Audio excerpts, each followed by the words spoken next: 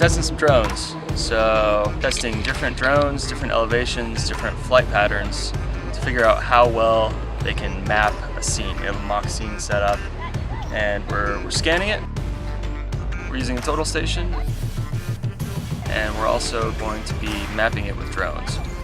So kind of an optimization study, figure out what drones, what patterns, flight patterns, and what elevations work best to map out a scene.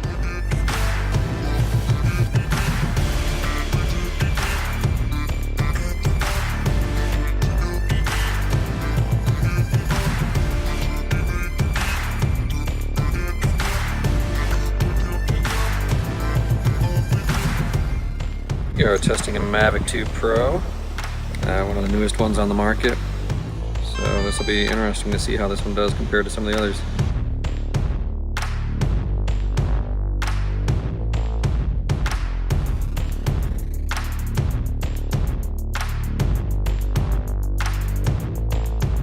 So we just tested the Phantom 4 Pro. We did some tests at 400 feet, some tests at 100 feet.